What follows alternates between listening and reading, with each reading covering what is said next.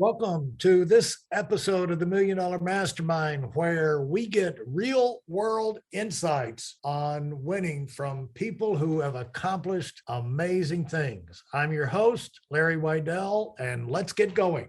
We're talking with Clint Greenleaf and having a lot of fun talking about winning opportunities and setting yourself up for success by finding what really turns you on and how he's navigated his life to stay inspired and be successful, and then continue to not get stuck, but to continue to move on and find inspiration with his new position in life. And so Clint, I really liked the transition you had where you came out of super success finally of selling your publishing company.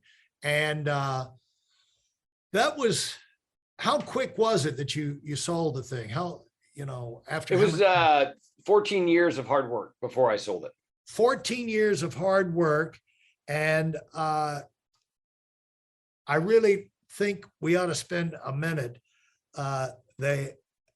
You celebrated by the trip to Hawaii you were talking about. Go through that again and talk about how the thought came to you about writing the book. You looked over your kid's head, you were sitting in first class, and the light bulb went on about the road you traveled to get to that point.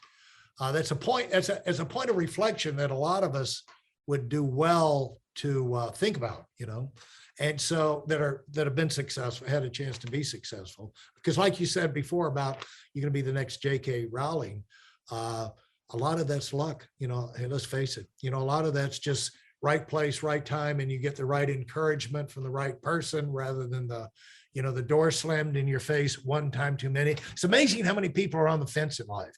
And that's what this podcast is all about, to give those people encouragement.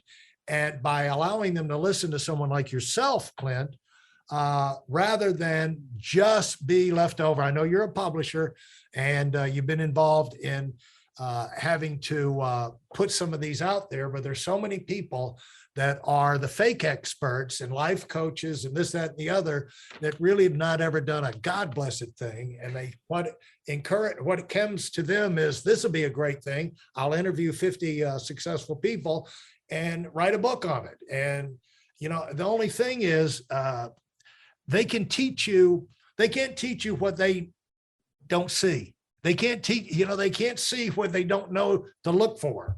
And the people who get the most out of these interviews, by the way, Clint, are million-dollar earners themselves. That's why my audience is so many people that have been so successful, because they're hearing things that go over the heads of a lot of people, but at least the people on the way up get a chance to hear it, the unvarnished truth, and kind of get that coming to them. But when you get the right information, you can organize yourself for the right kind of activity. And even maybe you're not that perfect in the beginning, you can start to refine, and because you'll start to get success, as well-run lives are like well-run businesses. They grow. A well-run life is going to grow. And, you get on a good nutrition program, you're going to get healthier. You get on a good fitness program, you're going to get healthier. And you run a good business, you're going to get healthier, but you have to have input on that. So you know how to make the right choices coming up the ladder. And that's why I appreciate you taking the time to share this, but roll back through that thing, that light bulb moment that came to you on that first class flight over to Hawaii, celebrating the sale of your company. Let's talk about that for just a minute. I think that we need to get into that a little bit. Yeah. And so light bulb is kind of the wrong term. It was kind of a lightning bolt, right? I think it was the same joy that someone gets. I've never been struck by lightning and don't plan on it, but it wasn't a good thought, right? I mean, I was really, really excited about this trip. This was a culmination. I was planning on doing no work, and I was, no kidding, I was probably breaking my elbow, patting myself on the back about what a great dad I was, what a great husband I was, what a great business person I was. And this shroud of fear kind of hit me upside the head when I looked and said, this isn't going to work, right? My whole plan here has been to try and create freedom for me, for my kids, to be able to make something wonderful. And instead, I'm going to have, the snotty kids from Charlie and the Chocolate Factory, right? Who I want that now, Daddy. And it scared me so badly. I thought these kids aren't going to know, and it's not even going to be their fault. It's going to be on my shoulders that I created this unintentionally for them. But I created this for them if I'm not careful. So I made the silly assumption that I could just do some research and, with 1 or 2 magic pills, I could solve this and teach my kids about money. And so I did a lot of research. I did a deep dive, probably ended up reading a little over 700 different books in the topic on how to teach kids about money. 700 books. I've interviewed 1,600 different people so far, almost 1,700 people on the topic, high net worth people, and trying to find out what can I do, right? So I'm a simple-minded person. Clint, I wanted you have published my book and you didn't call me? Well, no, I just sold the How in business. the hell did you miss me in financial I sold the services business already. I wasn't there. I sold the business by the time you came on board. Oh, that's right. It was 2015. Yeah. Okay. All right. You're off the hook. All right. So for me, the problem was I wanted to get a good solution. The first 3 books I read were talking about allowance, because I figured that's a great place to start, right? One said, give your kids an allowance and tie it to chores. Okay, fine, great, I'll try that. Second book said, you can give your kids an allowance, but never tie it to chores. Okay, that doesn't help. Third book will break the tie, right? Right. Third book, never give your kids an allowance. These are 3 different approaches. I don't care which approach is right. Just tell me the right one and I'll go do it, right? So I expanded the sample size, got to 10 books, still no clarity. And I kept on reading more and more books. And the problem is I was looking for a silver bullet or an on-off binary choice, right? There is none. And you wouldn't know this, Larry, about kids, but even though they came from the same parents, kids are a little bit different in each family. And I'm sure you've got some personal experience, right? Yes. Yes, sir. So I had 3 kids. I know that they are all my kids and they are all dramatically different. They all behave differently. What motivates one is dramatically different from another, And the problem is the plan you need to be able to create to teach each child about money is different on a per child basis, let alone the fact that you're doing it with a partner often who doesn't see the world the same way. And again, you wouldn't know this, but not every married couple agrees perfectly on all things, especially about money. So you're dealing with 2 factors where inputs change all the time because different financial situations cause you to behave differently, right? If money's super tight, you're probably giving kids either a conscious or subconscious message about not spending too much. Whereas if you hit a big payday, you're super excited, you probably give your kids a little bit more. It's really important you try and plan that out. And so what often happens is we know it's important, but we don't teach our kids about money in an active way. We just do it passively through whatever we're dealing with. And a lot of parents don't even know what they're dealing with financially. So they sure as hell can't customize an approach for their kids. So the epiphany that I had was I need to be able to help people make this easier. So it's top of mind for them. So they're clear on what they need to go out and do. And they're at least paying attention to the basics, because financially educated kids become financially educated adults. And we avoid things like massive credit card debt and payday loans and really bad financial choices for grownups.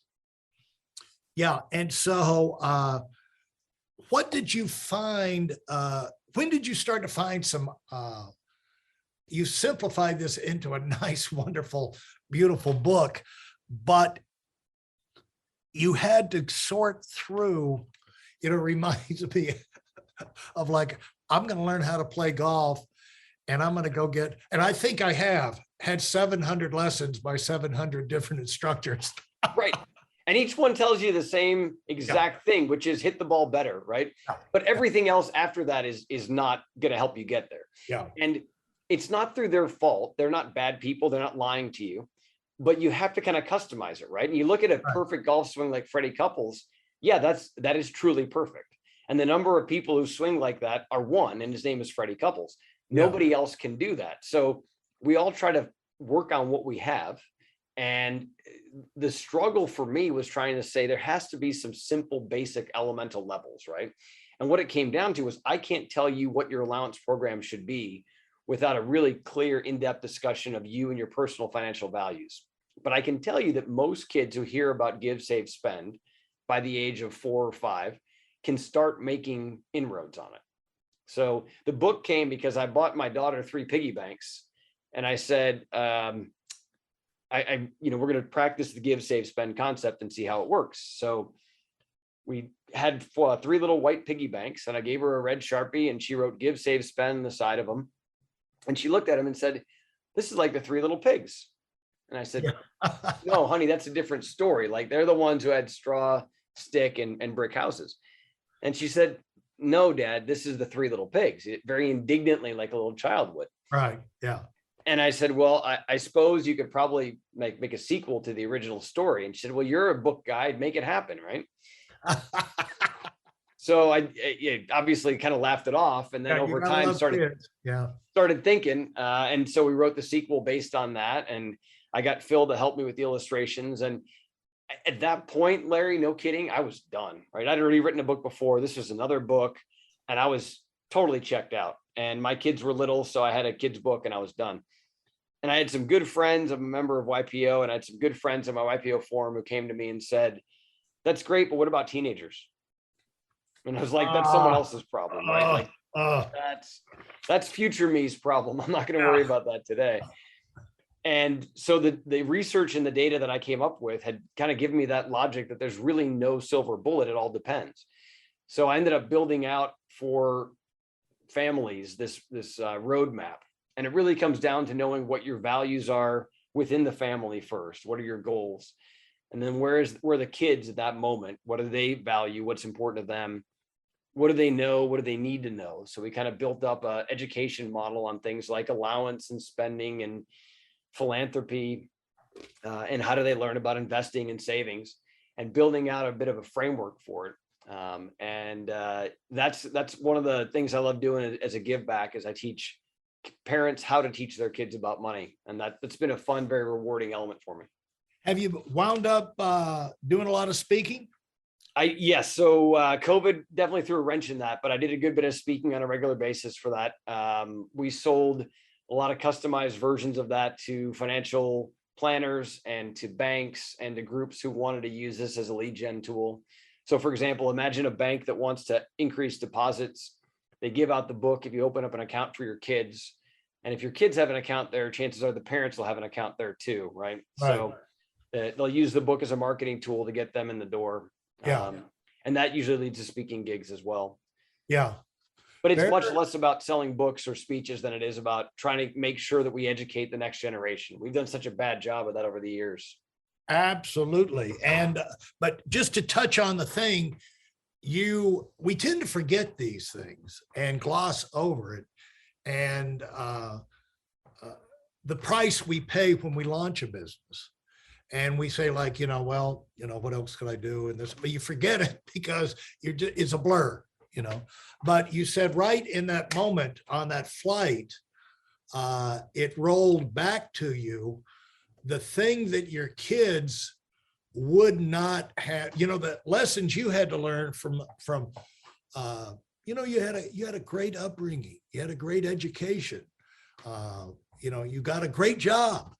But then when you wanted to launch your business, you had to work like a dog, a maniac, and talk about all the flights in the middle seat, and Bill Gates, way into his career, was riding in the back of the plane in the middle seat. Of course, he was like you, a nice slender guy, so it wasn't. So it wasn't the price that a lot of us would have to pay, but it's still the center seat. All of the hours and flights and things like that. I mean, it's hard to, you can't transfer that to you. Kids never hear about that from successful parents, right? And so to go in and say, it's like the whole thing, when I was young, we used to walk 3 miles in the snow to school. Uphill both ways. Uphill both ways.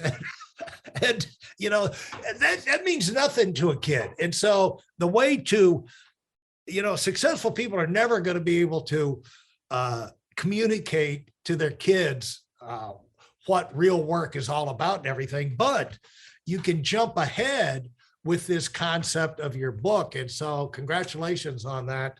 You teach it in the concepts. Thank you. Yeah, let me tell you one quick story on that, because you're right. Kids aren't going to listen to you. I mean, I watched Right. my son's a football and baseball kid and loves playing. Both my daughters play volleyball. I can give them advice in sports all the time. They don't care what dad says, right? A coach says the exact same thing. They're listening. They're paying attention. There's a guy named Jerry Bell, who's one of the nicest people I've ever met. He's a leadership professor at University of North Carolina, the Bell Leadership Institute. And he's got a data point. He said that he's interviewed close to 100,000 high net worth folks, high level CEO type people. And the one string data point of highly successful folks is that most of them had a job outside of the home where they answered to someone who wasn't a parent at a very young age, like 10, 12 years old. So one of the things, if you really want to give them that chance to learn how hard work works, is you want them doing something, ideally shoveling something that came out of the working end of an animal, Right. but something that kind of sucks, right? You know, Right. I painted houses growing up. I had a paper route. I had a bunch of jobs I didn't really like that much, but they encouraged me to try and use my brain a little bit more and think a little bit rather than work with my back. Not that there's anything wrong with working with your back for sure, but it was important for me that a day's of worth of hard work was a lesson that I learned. And that's something really important for my kids. They currently get, you know, they work a lot with sports, but they've worked at every business that we've had one way or another. Yeah.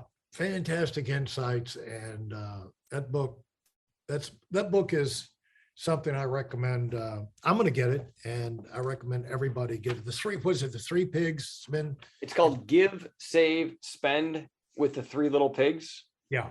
And then there's a parent's guide called Beyond the Piggy Bank, which is the kind of the how-to manual for parents. Okay. Fantastic. You can find them all at clintgreenleaf.com if you're listening to this. Okay. Clint. That's how also they can get in contact with you on other things. Yeah, happy to reach out. If you've listened to this, you have questions and you just want to talk to me about how great Larry is, just reach out to me and we can have a fan club meeting. I'll have all my relatives call. That wraps up this episode. Consider leaving a rating and review if you like what you heard. In addition, I have a free video for you that contains my best insights from 20 years of running my own business and also coaching $1 million earners. You'll find it at whiteelonwinning.com/webinar. Thanks for listening, and do it big.